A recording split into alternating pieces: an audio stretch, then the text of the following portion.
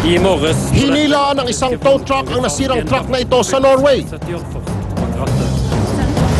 Pero sa dulas ng yelo, nawala ng kontrol ang truck at nalaglag sa bangin. Pati ang to the rescue na tow truck damay din. Buti alerto ang driver at nakapuslit kaagad. Di naman truck kundi isang musmos ang nadulas at simot sa isang balon sa China. Sa lalim at kitid ng balon, pahirapan ang rescue. Pero sa tiyaga ng mga bumbero, nailigtas pa rin ang bata.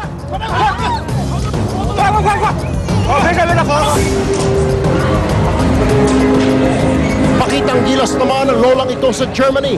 Sa edad na 86 years old, aba, gymnastics pa siya. Hanap sa balance, paikot-ikot, patumbling-tumbling, walang bagsak, walang sablay.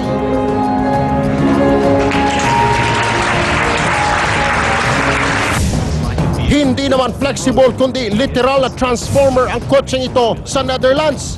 Nag-iibang anyo ito at nagiging helicopter.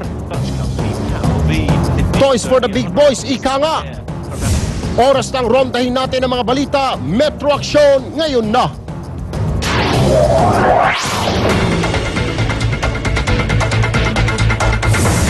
Ito naman ang malulupit na eksena sa Metro Action. Biyaheng Semana Santa ng isang pamilya napurnada matapos masangkot sa karambola ng 4 na sasakyan sa NLEX. Latest na sitwasyon sa expressway, ihahatid namin live. Sa Cebu, 12 anyos na babae ni-rape umano ng barangay Tanod. Isa pang nene, ginahasan naman daw ng 73 anyos na kapitbahay. At isang lalaki, huli sa aktong kasamang 3 mga bata sa isang motel. Mga daliginding minolestya raw. Kawawang butanding na nilitratuhan habang tila ginawang surfboard sa Cebu. Kumusta na kaya ang lagay? Mga anting-anting sa Quiapo, mabenta naman kaya ngayong Holy Week? Mga agimat, may talab naman kaya? Hindi rin lang bibigyan mo ng dasal lang.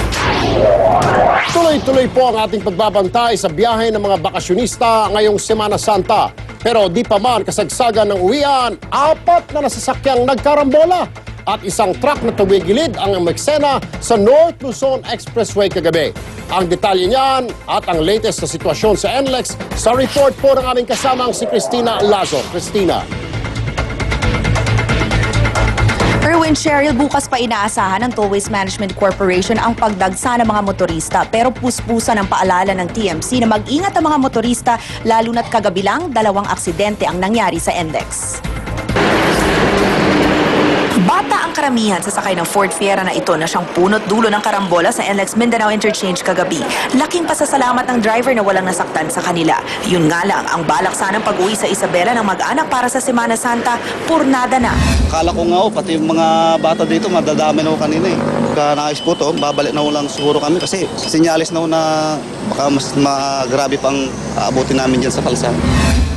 Kwento niya, nakatigil sila sa gitna ng northbound lane matapos matanggalan ng gulong. Pero kahit may early warning device, nasalpok pa rin ito ng Pajero. Akala ko nga barrier lang.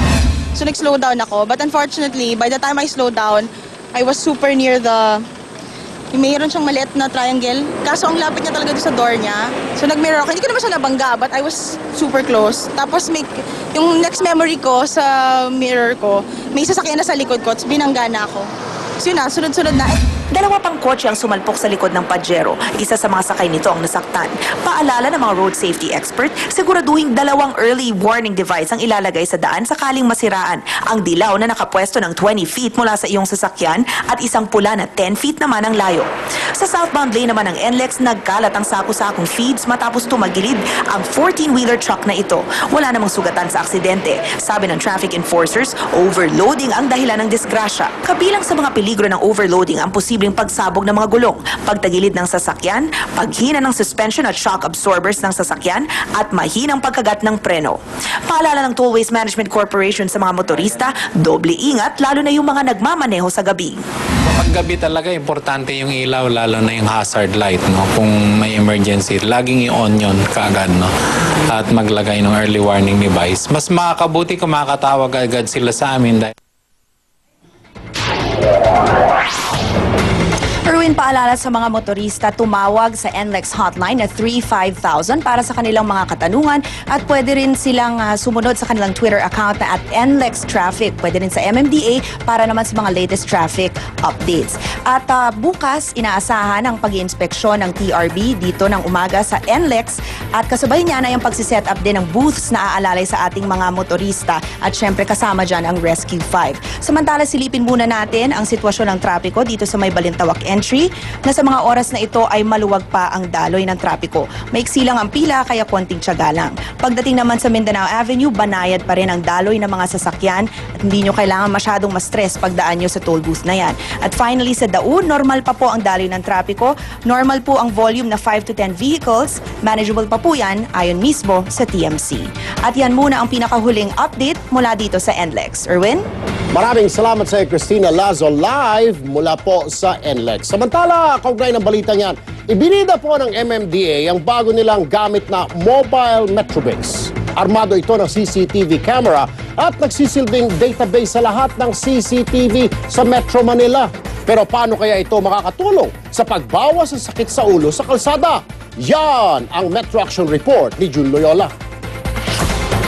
Sa pool sa CCTV ng MMDA, ang karambola ng ilang sasakyan sa Katipunan flyover.